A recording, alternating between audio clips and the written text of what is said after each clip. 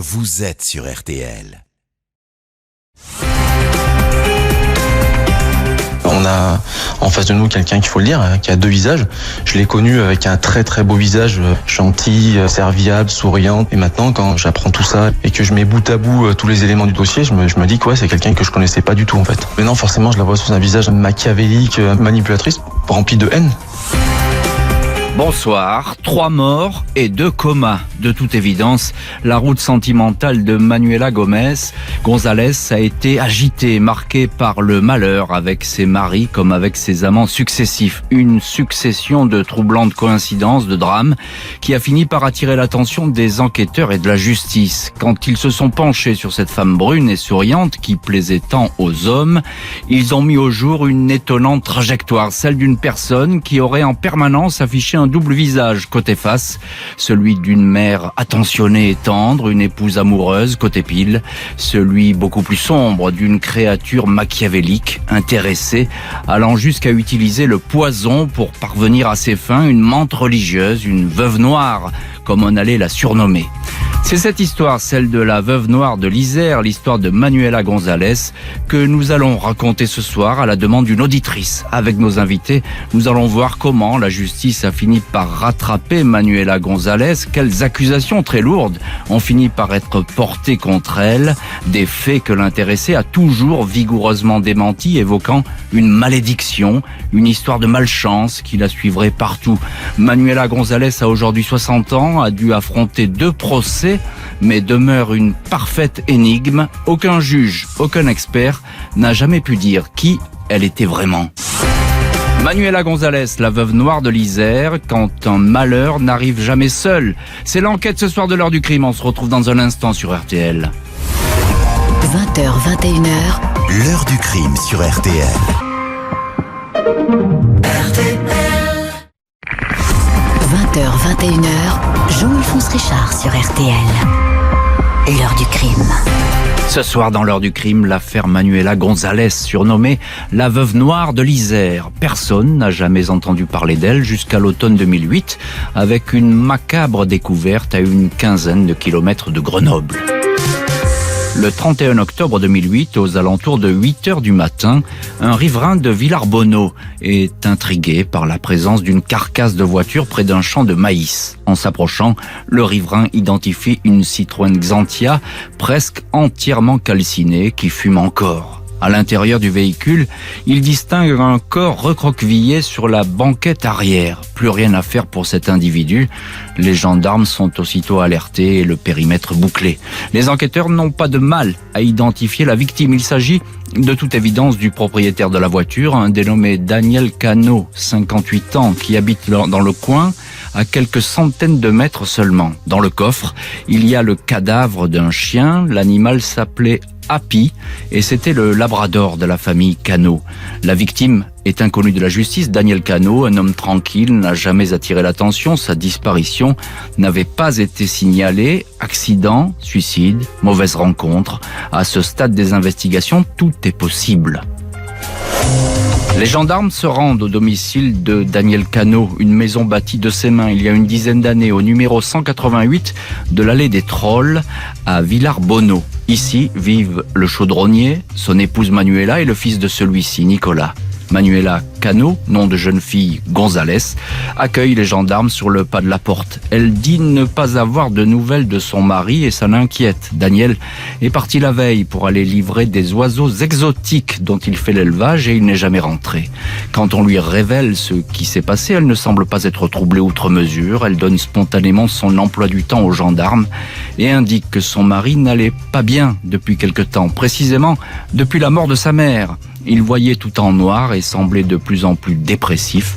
Selon Manuela, il n'y a aucun doute, Daniel s'est suicidé. Malgré les affirmations de la veuve, les enquêteurs ne vont pas en rester là. Ils veulent procéder à d'autres vérifications, même si l'enquête de voisinage ne donne pas de détails significatifs. Les Cano sont une famille recomposée. Daniel a un fils, Nicolas, qu'il adorait plus que tout. Quand Nicolas était plus petit, c'est elle qui s'est occupée de son éducation, l'encourageait à bien travailler à l'école afin qu'il ait un jour un bon métier. Manuela a elle une fille d'un précédent précédent mariage, Virginie, avec qui elle s'entend parfaitement. Il n'est pas rare de croiser Daniel et Manuela dans le coin, se promenant en amoureux avec leur chien Happy, un couple pas très bavard, mais qui n'a jamais posé de problème à son voisinage. Bonsoir Serge Puyot. Bonsoir Jean-Alphonse. Merci beaucoup d'être là ce soir avec nous dans l'heure du crime. Vous êtes évidemment journaliste et on vous connaît bien sur RTL. Vous êtes notre correspondant, le correspondant de RTL à Grenoble et dans toute cette grande région. Serge Puyot, vous connaissez bien cette affaire, vous l'avez suivie, vous l'avez vraiment regardé de près. Tout d'abord, il y a cette scène de crime. Alors a priori, c'est un suicide par le feu, c'est pas tout à fait courant quand même. Oui, c'est vrai que l'on se suicide plus par arme à feu, par pendaison ou en se jetant d'une falaise ou d'un immeuble, mais en finir au milieu des flammes, c'est beaucoup plus rare. Et effectivement, les gendarmes sont quand même circonspects devant cette scène qui s'offre à eux. Oui, c'est ça. Ils doutent un petit peu parce que c'est tout simplement un peu étrange cet endroit-là, etc. Alors, qui est Serge ? Qui est ce couple-là, les Cano, qui n'ont pas fait parler d'eux jusqu'à présent, hein, c'est le moins qu'on puisse dire. Oui, alors Daniel Cano est chaudronnier dans une entreprise de la région et alors qu'il a 41 ans, il rencontre Manuela González en 1991 dans un bar de Brignoux. Manuela, alors 31 ans, c'est une très belle femme, grande, mince, brune, qui attire les hommes. Daniel tombe tout de suite follement amoureux de Manuela, un coup de foudre visiblement réciproque. En 1992, Daniel Cano, avec Manuela, construit de ses mains la maison qui va accueillir leur bonheur. Et en 1997, c'est le mariage. Manuela évoque alors une vie de couple très heureuse. Elle s'occupe de sa fille, Virginie, issue d'une précédente union, mais aussi de Nicolas, le fils de Daniel, né aussi, lui, d'un précédent mariage. C'est ça, Nicolas qui dira d'ailleurs qu'elle l'a très bien élevé, il allait à l'école, etc., elle lui a appris. Il l'a considéré comme sa mère. Exactement comme sa mère. Bonsoir maître Ronald Gallo. Bonsoir. Merci beaucoup d'avoir accepté ce soir l'invitation de l'heure du crime. Je précise que vous êtes au téléphone en direct de la région de Grenoble. Maître Gallo, vous êtes l'avocat de Manuela González. Qui est Manuela González ? Je crois que c'est une famille d'origine espagnole, mais elle est née dans la région elle-même, hein ? Oui, elle est née dans la région. Elle est française plus qu'espagnole. L'Espagne, c'est seulement ses origines. Voilà, c'est une femme qui a eu, comme vous l'avez présenté, une vie difficile, mouvementée, mais elle est tombée, elle, amoureuse de Monsieur Cano, puisque ce couple a vécu 20 ans sans souci. Donc 20 ans, un couple fidèle l'un à l'autre, c'est devenu une denrée rare. C'est vrai. C'est tout à fait vrai. Effectivement, ils vont pas faire parler d'eux et cette liaison va être très longue jusqu'à ce drame. J'ai très brièvement raconté sa réaction lorsqu'elle reçoit les gendarmes. Qu'est-ce qu'elle dit à ce moment-là aux gendarmes précisément, maître Gallo ? Alors, vous l'avez rappelé, vous avez dit que celle-ci n'avait pas été plus troublée que cela. Or, dans les heures qui vont suivre, elle va tout de suite être soupçonnée parce que c'est celle qui l'a vue en dernier, son mari. Or, en garde à vue, elle va être choquée psychologiquement au point que cette garde à vue va devoir être interrompue, elle sera hospitalisée. Donc quand on dit qu'au départ, elle n'a pas été plus troublée que cela, j'en suis pas sûr. Il y a une lecture qui est faite a posteriori, parce qu'on va la décrire comme quelqu'un de froide et d'indifférente.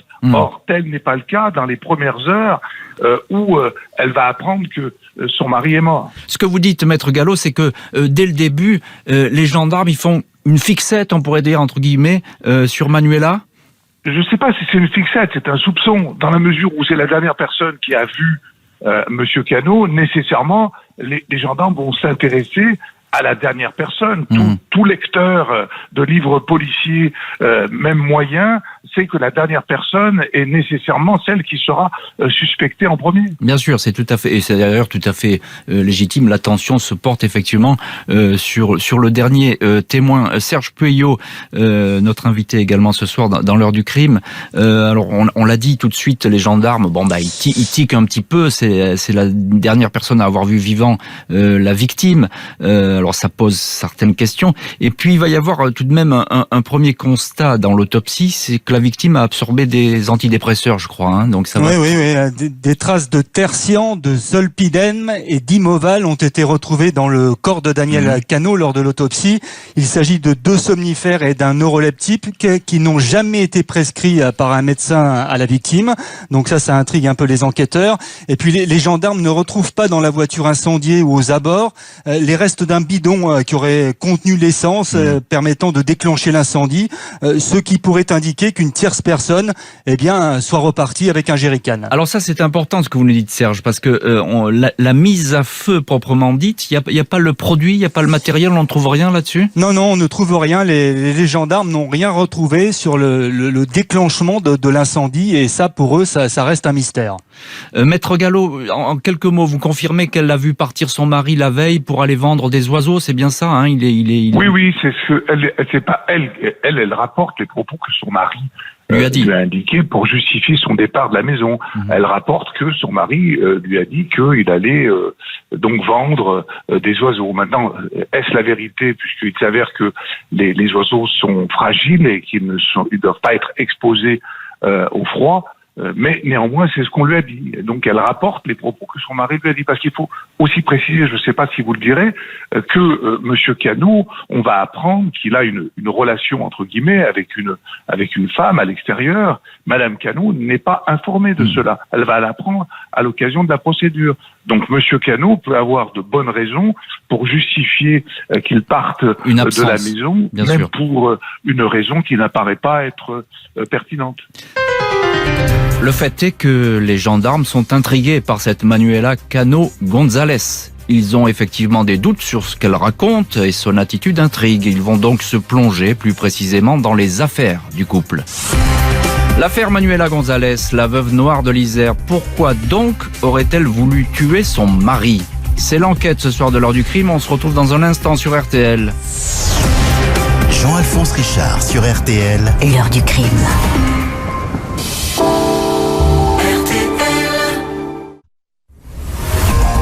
20h, 21h. L'heure du crime sur RTL.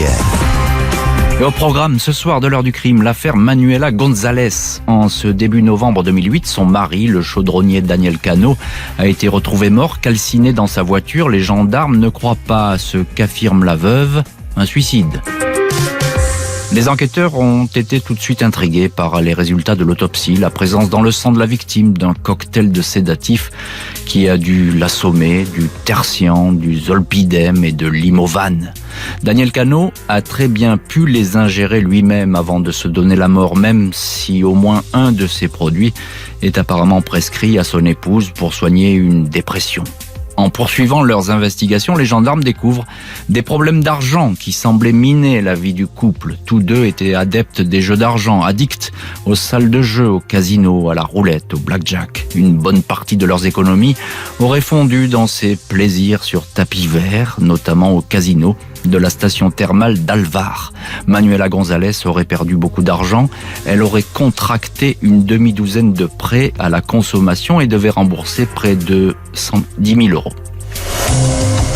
Le fils de Daniel, Nicolas Cano, raconte que l'argent était bien une source de conflit entre son père et sa belle-mère. Celle-ci, pour rembourser ses dettes, avait contracté un nouveau prêt de 165 000 euros, garanti par une hypothèque sur la maison familiale construite par Daniel. Elle n'en aurait pas parlé à son mari, qui n'aurait découvert que plus tard le poteau rose. Ils se seraient mis alors en colère et leur relation n'aurait cessé de se dégrader. Les gendarmes se focalisent sur ce prêt et cette hypothèque car, en cas de mort du souscripteur, Daniel Cano, dont la signature a été falsifiée, les échéances auraient été prises en charge par l'assurance du défunt. En outre, en cas de décès, la veuve aurait pu toucher une assurance vie qui avoisinerait les 235 000 euros. Pour les enquêteurs, l'appât du gain aurait pu conduire Manuela à tuer Daniel. Les confidences du fils Nicolas sont précieuses. Celui-ci affirme que son père n'avait aucune intention suicidaire, tout au contraire. Il s'apprêtait à construire un garage et rêvait d'aller pêcher le saumon au Canada. Le fils de Daniel relate aussi un curieux épisode survenu dans la nuit du 29 septembre 2008, soit un mois avant la mort de son père. En pleine nuit, vers 4 heures du matin, il avait failli brûler vif dans sa chambre alors qu'il dormait seul. Il s'était réveillé in extremis et avait pu se sauver. Selon Manuela, une grosse bougie de Lourdes, allumée pour la mort de sa mère et renversée par le chien, aurait mis le feu à la chambre. Nicolas Cano affirmera avoir entendu son père dire après l'incendie « Manuela, ne me prends pas pour un con, il n'y a jamais eu de bougie dans la chambre ». Maître Ronald Gallo, en ligne ce soir, est notre invité dans l'heure du crime. Alors, il y a tout de suite cette piste de l'argent qui va d'ailleurs peser lourd dans ce dossier. Qu'est-ce qu'il faut en penser, ces assurances qui auraient pu lui sauver la mise à Manuela González? Oui, il y aurait un problème d'argent, mais il y a un mystère dans ce dossier. Un de plus, je dirais, c'est par exemple l'hypothèque. L'hypothèque que M. Cano aurait ignorée. Il faut savoir, et cela a été un point très débattu à l'occasion des 2 procès, mais jamais résolu. Une hypothèque, c'est un acte authentique qui est rédigé devant un notaire. Or, pour que cet acte soit authentique, il faut que les 2 personnes propriétaires de l'immeuble soient en face du notaire. Or, le notaire n'a jamais contesté qu'en face de lui, il y aurait eu M. Cano. Et tout d'un coup, on nous dit et on nous apprend qu'en face du notaire, il y aurait eu une autre personne. Cette personne n'a jamais été identifiée. Donc, est-ce que c'est la vérité lorsqu'on soutient que Madame Cano aurait présenté une personne autre que son mari au notaire qui connaissait l'identité de Monsieur Cano, mais qui ne le connaissait pas physiquement, c'est bien ça? Ça, je ne sais pas s'il ne l'avait pas déjà vu, mais toujours est-il qu'un notaire a l'obligation de solliciter l'identité de celui qui vient s'engager pour un acte authentique. Donc le notaire a vécu 2 périodes très compliquées, une devant la cour d'assises de l'Isère, où il est passé pour un suspect parce que un notaire qui n'aurait pas fait le travail de manière scrupuleuse, c'est-à-dire un faux en réalité, puisqu'il se serait agi d'une autre personne que M. Cano, et néanmoins il aurait authentifié l'acte. C'est un acte qui serait faux et justifiant même d'une poursuite devant la cour d'assises. Donc vous voyez la difficulté quand on affirme des choses qui vont avoir des conséquences sur la démonstration de la culpabilité d'une personne qui est fondée sur quelque chose qui n'a jamais été vérifié ni démontré, c'est très embarrassant. Quand on dit que Madame Cano était aux abois... Alors dites-nous justement, parce que j'allais vous poser la question, est-ce que Manuela González, est-ce qu'elle est endettée jusqu'au cou, on peut dire les choses comme ça? Alors, auprès de qui? Je ne sais pas, je vous pose la question, maître. Moi, c'est la question que j'ai posée. Apparemment, ce que j'ai pu voir du dossier, c'est qu'elle aurait beaucoup joué, notamment sur les tapis verts, les casinos, et qu'elle aurait perdu beaucoup d'argent et qu'elle multipliait les prêts pour un petit peu rattraper sa mise. Multiplier les prêts, vous avez celui dont vous parlez. Le prêt qui aurait été authentifié par une hypothèque. Hypothèque qui s'avère être... un acte authentique en présence de M. Cano. Ils avaient des difficultés. Mais de là à susciter des conflits entre eux, il y a eu un témoignage très tardif de Nicolas. Parce que ce qu'il faut savoir, c'est que dans ce dossier, il y a une première enquête au cours de laquelle Mme Cano sera placée en garde à vue, puis relâchée puisque hospitalisée, puis va s'écouler 18 mois. 18 mois pendant lesquels Madame Cano sera libre. Exactement. Oui, 18 mois, ça va être un délai très long et on va y revenir dans les chapitres suivants de cette heure du crime. Serge Puyot, notre correspondant à Grenoble de RTL, il y a cette histoire que j'ai évoquée, l'histoire de la bougie, le feu dans la chambre de Daniel Cano, un mois seulement avant qu'il ne trouve la mort. Qu'est-ce que racontent les uns et les autres sur ce point ? Alors Manuela maintient qu'il s'agit bien d'un accident, que la bougie allumée par Daniel Cano en mémoire de sa mère décédée est tombé accidentellement, qui est peut-être renversé par le chien de la famille. Alors bizarrement, Manuela n'était pas dans la chambre à ce moment-là. Il était pourtant 4 heures du matin. Elle explique qu'elle était descendue à la cuisine pour préparer le casse-croûte de son mari, qui dans la journée se mangeait sur les lieux de son travail. Les pompiers n'ont jamais retrouvé trace de cette fameuse bougie. Et effectivement, Nicolas Cano aurait surpris une conversation entre son père et Manuela. Son père, donc, qui aurait lâché: ne me prends pas pour un con, il n'y a jamais eu de bougie dans cette chambre. Oui, Alors, Manuela a démenti l'existence de cette conversation. Elle a même affirmé devant les gendarmes que si son mari avait eu des doutes envers elle, il l'aurait quittée. Donc pour elle, cet accident a bien existé. Alors Serge, encore un petit mot. L'enquête va aller très loin. On va scruter tous les détails et il va être même reproché aussi à Manuela González de ne pas avoir pleuré lors des obsèques, ce qui serait un signe finalement de désintérêt pour la mort de son mari. Oui, c'est vrai que lors des obsèques, Daniel Cano, lors de ses obsèques, plusieurs participants affirment avoir vu une veuve, je dirais presque joyeuse, loin en tout cas d'être effondrée. Le fils de Daniel Cano m'a même expliqué que Manuela ne pleurait pas, qu'elle discutait tranquillement avec les gens et avec le sourire, dit-il. C'est vrai que ce comportement a interpellé pas mal de personnes. Au mois de mars 2010, Manuela Cano González est mise en examen pour assassinat. Elle est écrouée. Elle dément farouchement avoir tué son mari, un époux, dit-elle, qu'elle aimait et dont elle regrette l'absence.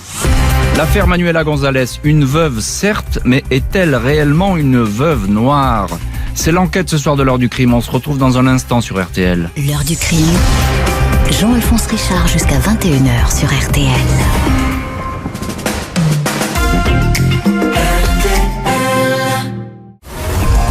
20h, 21h, l'heure du crime sur RTL. Jean-Alphonse Richard. Heure du crime consacrée ce soir à l'affaire Manuela González, surnommée la veuve noire de l'Isère. 2 ans après la mort de son mari, elle est accusée d'assassinat. L'enquête a révélé un possible mobile, l'argent, mais a également fait surgir le passé de la veuve. Dans son sillage, 2 empoisonnements et 2 suicides. En enquêtant sur Manuela González, les gendarmes reconstituent la vie mouvementée côté cœur de Manuela. En 1976, à 16 ans, elle rencontre Gilbert Martoya dans une fête foraine. Ils se marient 2 ans plus tard et ont une fille, Virginie, née en 1981.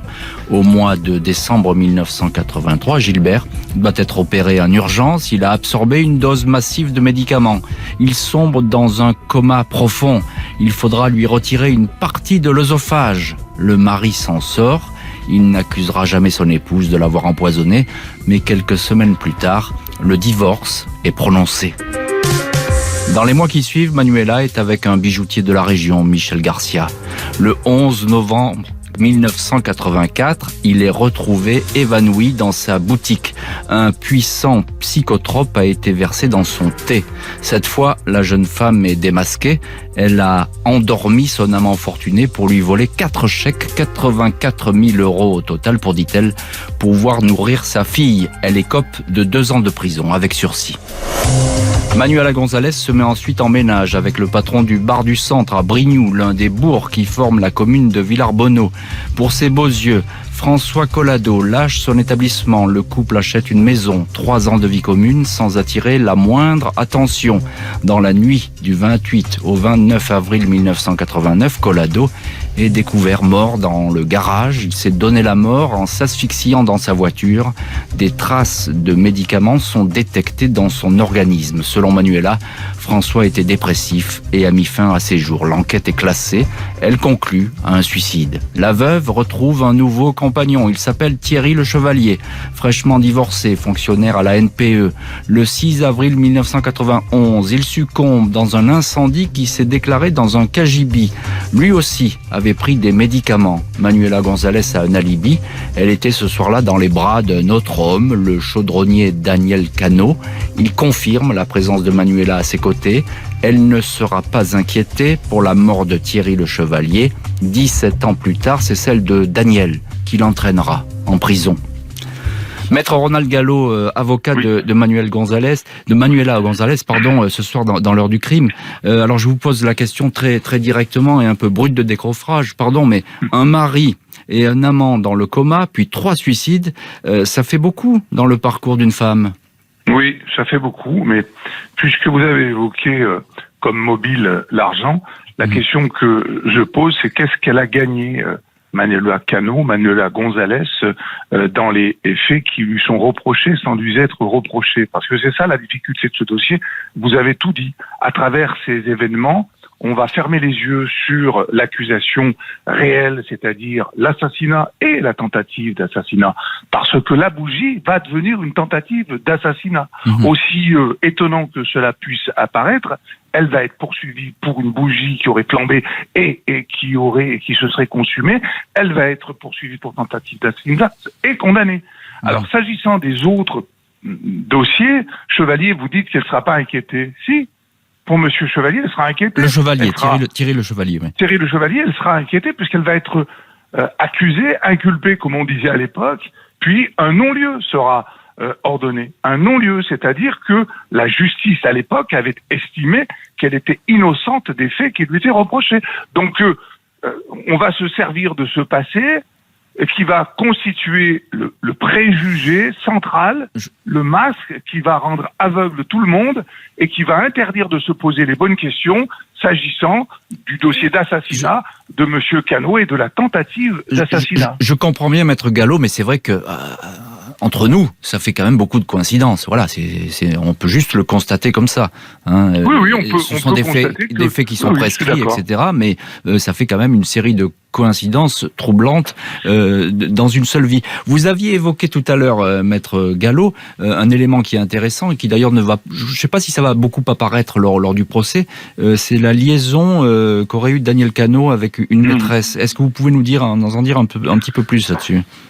Oui, ça va pas beaucoup apparaître dans les procès parce que la personne ne va pas être invitée à venir s'exprimer sur les relations qu'elle a pu avoir avec Daniel Cano. Mais on va apprendre à l'occasion de la procédure, et je pense que tout le monde ne le savait pas, c'était le secret de Monsieur Cano. Elle, cette jeune femme, il la voyait régulièrement, une fois par semaine, je crois, sans que personne ne le sache. On n'a pas appris beaucoup plus sur cette liaison, on n'a pas pu dire ce qu'il s'agissait exactement, s'il y avait un projet, s'il y avait une volonté de rupture avec Manuela Cano, on n'en sait rien. C'est aussi un mystère. Ce que je voulais dire par là, c'est que ça pourrait être aussi éventuellement un mobile si les choses sont allées loin et si, par exemple, Manuela Gonzalez a découvert l'infidélité de son mari. Ça pouvait aussi expliquer. Oui, c'est possible. Ça n'a pas été abordé. Manuela Cano n'a jamais souhaité qu'on en parle de cette manière, mais c'est vrai qu'il y avait un sentiment très fort de la part de Manuela Cano à l'égard de Daniel Cano. Je pense que si elle avait appris cette liaison, peut-être cela aurait suscité un courroux, mais de là à imaginer que tuer, cela était le mobile, on ne peut pas le dire. Bien sûr. Serge Puyot, notre correspondant RTL à Grenoble, j'ai très rapidement évoqué le bijoutier Michel Garcia, là, qui Manuela détourne 4 chèques et elle sera condamnée pour cela. Il y a d'autres escroqueries qui vont lui être imputées, même anciennes, notamment lorsqu'elle était monitrice d'auto-école, c'est bien ça? Oui, c'est en 2005. Manuela dirige une auto-école à Brignoux, mais la justice va lui reprocher un trafic de permis de conduire qu'elle a mis en place avec un inspecteur Ripoux. Les 2 complices vendaient des permis clés en main. De mémoire, 1000 € le code et 1500 € la conduite. L'escroquerie a été découverte et Manuela Gonzalez sera condamnée pour ces faits à 10 mois de prison avec sursis, 5000 € d'amende et une interdiction d'exercer pendant 5 ans la profession donc de responsable d'auto-école. comment expliquer, Serge Pueyo, vous qui connaissez bien les gendarmes, les policiers et les mécanismes d'une enquête, comment expliquer que des rapprochements n'aient pas été faits avec ces affaires anciennes, qui sont prescrites, il faut le dire. Ouais, alors il y a eu peut-être effectivement des carences, il faut dire, de la justice et des enquêteurs qui n'ont pas assez creusé certains dossiers concernant les morts suspectes des compagnons de Manuela. C'est vrai qu'il y a eu des soupçons, mais il manquait de preuves matérielles accablantes ou irréfutables. Et donc Manuela est peut-être passée entre les mailles du filet, même si à ce jour, il faut bien le préciser, elle est toujours présumée innocente pour ces faits-là. Un passé qui vaut à Manuela González un surnom, la veuve noire, qui va la poursuivre jusqu'à la cour d'assises, où malgré ses dénégations, elle est appelée à comparaître. L'affaire Manuela González, la veuve noire, victime du mauvais sort ou serial empoisonneuse. C'est ce soir l'enquête de l'heure du crime. Rendez-vous dans un instant sur RTL. L'heure du crime, présentée par Jean-Alphonse Richard sur RTL.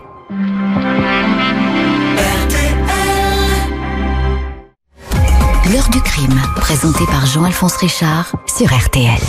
Et ce soir, dans l'heure du crime, le dossier Manuela González, enquête sur celle qu'on surnomme la veuve noire de l'Isère. Au printemps 2014, 6 ans après la mort de son mari, elle apparaît devant la cour d'assises. Ce 14 avril 2014, Manuela González, 53 ans, prend discrètement place face aux jurés, magistrats, avocats de la cour d'assises de l'Isère, à Grenoble. Elle porte de petites lunettes rouges, un chemisier blanc, un foulard rose, les cheveux coiffés en chignon. Elle se décrit comme une personne, comme tout le monde, quelqu'un qui travaille pour s'en sortir et pour payer ses dettes.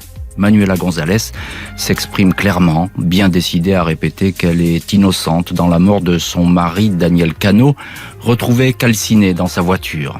Le psychologue Gérard Poussin parle d'une personnalité originale et difficile à cerner et qui reste en partie une énigme. Femme secrète et mystérieuse, dit un enquêteur.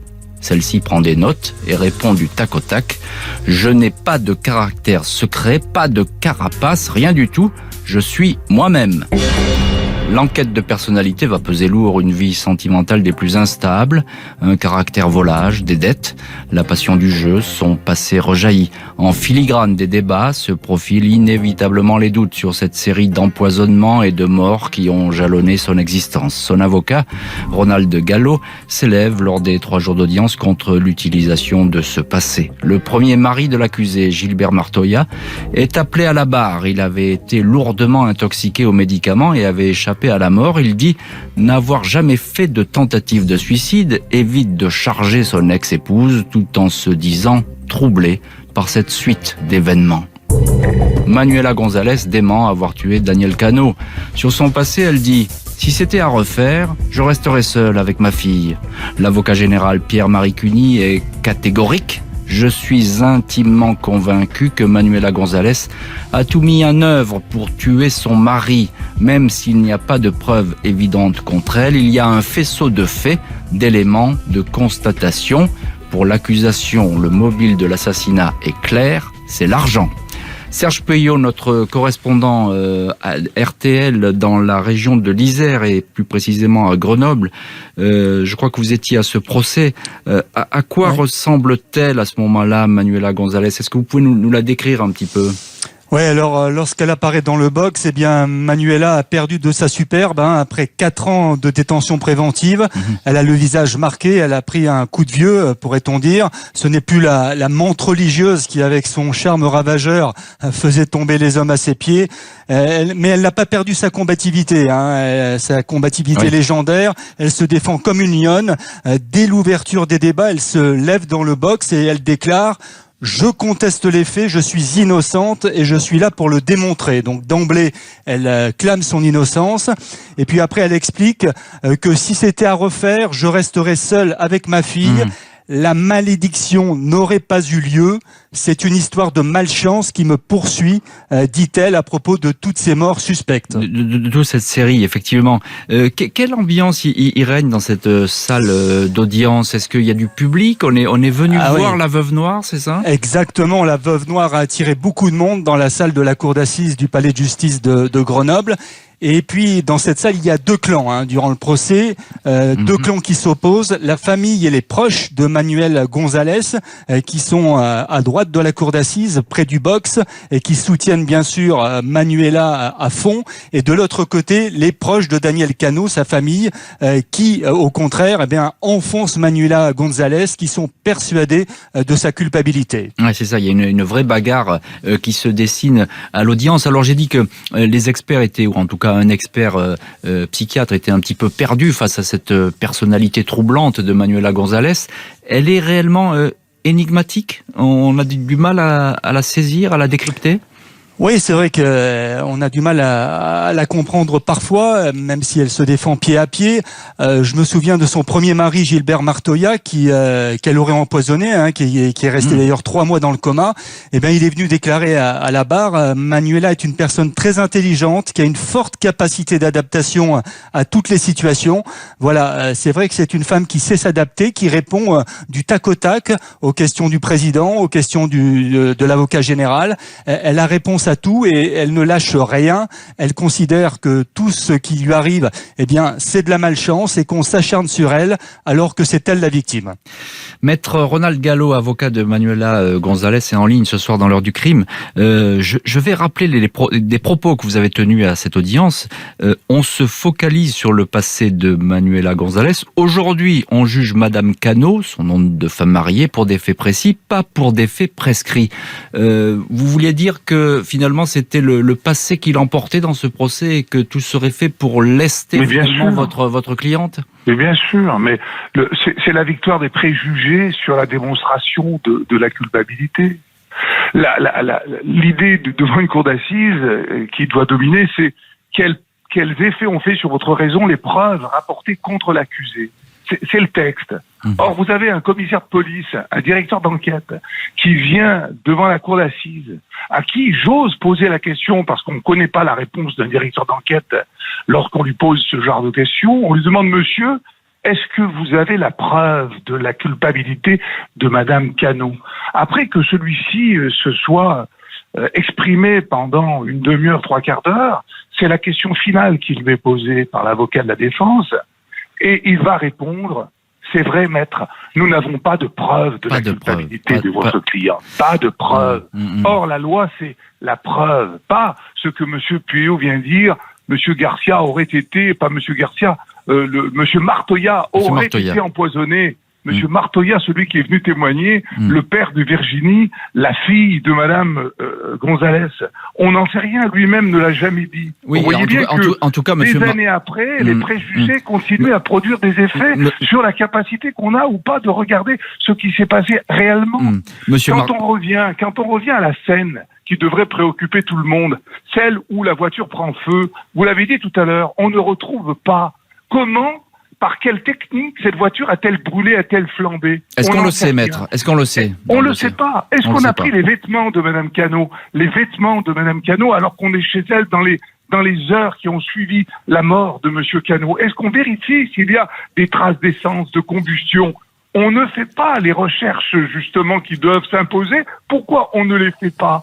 Est-ce qu'on va voir à la tombe le cercueil de Monsieur Cano s'il y a effectivement cette lettre dont parle Madame González, qui dit qu'il y a une lettre qui laisse entendre que celui-ci va rejoindre sa mère dans les mois qui vont suivre? Est-ce qu'on ouvre ce cercueil? On l'a jamais fait. Est-ce qu'on vérifie réellement s'il y avait un tiers devant le notaire? On ne le fait pas. Pourquoi? Parce qu'en raison de la question que vous venez de poser, ce qui compte, c'est le passé, et le passé va faire justice à la place de la réalité. Les jurés ne vont pas suivre ces interrogations. 30 ans de prison pour Manuela González, qui n'a pourtant cessé de répéter qu'elle était innocente. Elle n'en a pas fini avec la justice, ou la justice n'en a pas fini avec elle, puisqu'elle va faire appel de cette condamnation. L'affaire Manuela González, de nouveaux jurés vont-ils croire à l'innocence de la veuve noire? C'est l'enquête ce soir de l'heure du crime, on se retrouve tout de suite sur RTL. 20h, 21h, l'heure du crime sur RTL. Jean-Alphonse Richard. L'heure du crime. Jean-Alphonse Richard, jusqu'à 21h sur RTL. Dans l'heure du crime ce soir, l'affaire Manuela González, la veuve noire. Des doutes sur son passé, condamnée à 30 ans de réclusion pour l'assassinat de son dernier mari, coup de théâtre. Elle a retrouvé la liberté avant de comparaître en appel. Le lundi 21 septembre 2015, 17 mois après sa condamnation, Manuela González est libérée par la cour d'appel de Grenoble en raison d'un vice de procédure. Celle-ci était en détention provisoire depuis 2010. La veuve noire, comme on la surnomme, peut retrouver sa famille à la Motte d'Aveillan, en Isère, son village natal. Ses proches la soutiennent. Sa fille Virginie, enfant née de son tout premier mariage, n'a jamais cru à la culpabilité de sa mère. Lors du procès de Grenoble, elle avait déclaré « Je veux défendre ma maman, que je sais innocente. Il n'y a aucune preuve contre elle. C'est trop facile de se servir de son passé. » Libération qui, en revanche, désole au plus haut point la partie civile. Nicolas Cano, le fils de la victime, il ne comprend pas la libération de cette femme qui, dit-il, porte le surnom qu'elle mérite. Au mois de mai 2016 s'ouvre devant la cour d'assises d'appel de la Drôme, à Valence, le deuxième procès de Manuela González. Sa défense sait qu'elle va devoir à nouveau essayer de gommer son image, celle d'une menthe religieuse. Je souffre de la perte de mon mari. Si je ne pleure pas, on me juge froide. Si je pleure, on dit que je fais la comédie, sanglote-t-elle. Le fils de Daniel Cano ne desserre pas les poings en écoutant cette confession. En dépit des larmes, les jurés de la Drôme répondent oui aux 4 questions qui leur étaient posées. Malgré l'absence de preuves évidentes, Manuela González est à nouveau condamnée à 30 ans de prison. Maître Ronald Gallo, confirmation, 30 ans de prison. Vous espériez, je crois, que cette fois, la voix de votre cliente soit entendue. On espère toujours que la justice gagne sur le préjugé, je vous le disais précédemment, tout en étant lucide, en sachant que quelquefois, on va condamner quelqu'un parce qu'il ne pleure pas sur la tombe de sa mère, comme l'étranger dans Camus, ou là, en l'occurrence, qui ne pleure pas suffisamment sur la tombe de son mari. On sait que les apparences, les préjugés sont quelquefois plus forts que la raison et l'exigence de preuves. Et c'est ce qui va malheureusement arriver. On la présente, et vous le dites de manière répétée, vous dites la menthe religieuse, vous dites la veuve noire, et tous ces adjectifs, ces qualificatifs vont peser lourd sur la capacité des juges à faire abstraction de ces préjugements. Et des jurés, maître, et des jurés, parce que vous parlez des juges et des jurés, hein. Les jurés et les juges. Les jurés qui sont des juges, qui sont des juges de la journée ou des 3 jours pendant lesquels ils sont réunis.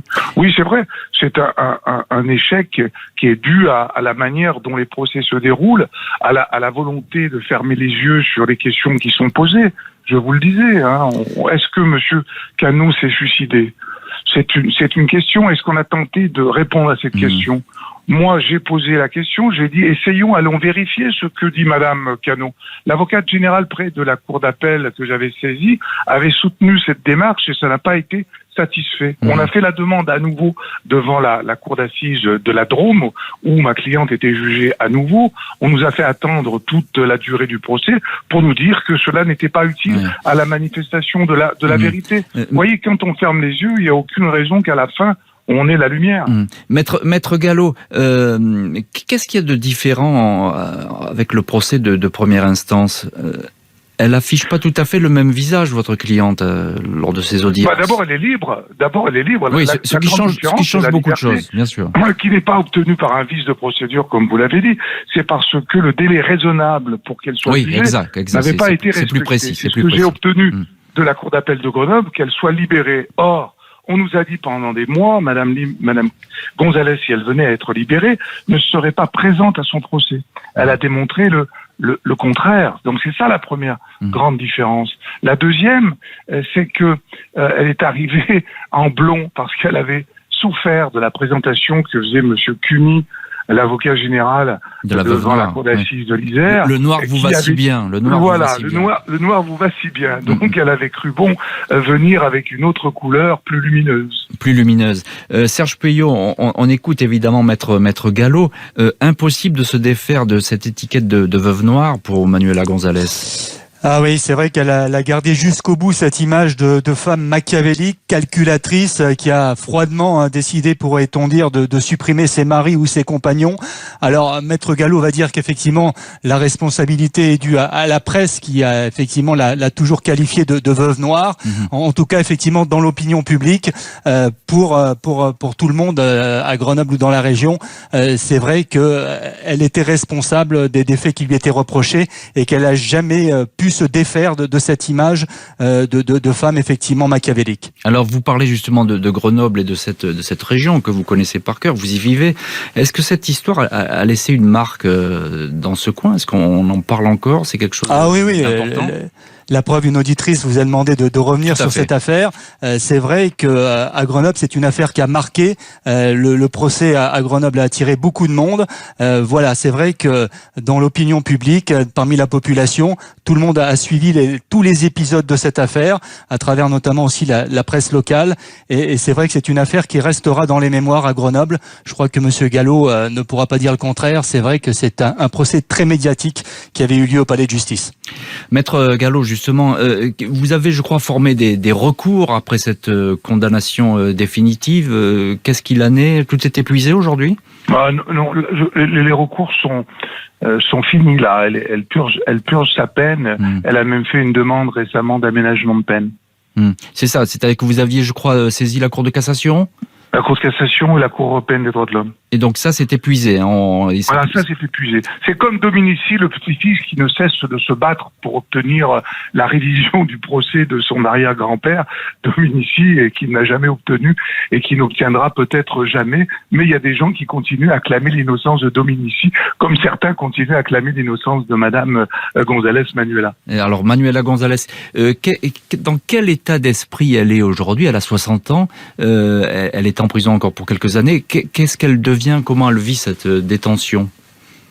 Alors, en détention, c'est une femme qui ne suscite pas de débat, qui est appréciée par les uns et les autres, qui a un bon dossier, qui est raison pour laquelle elle a cru qu'elle pouvait d'ores et déjà obtenir une libération dans le cadre d'un aménagement de peine qui lui a été pour le moment refusé.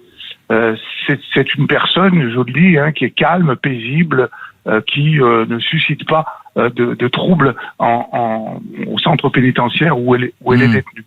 Alors je suppose qu'elle va renouveler cette demande d'aménagement de peine. Elle pourrait sortir dans quelques années, vous le pensez? Oui, la loi permet, parce qu'il n'y a pas...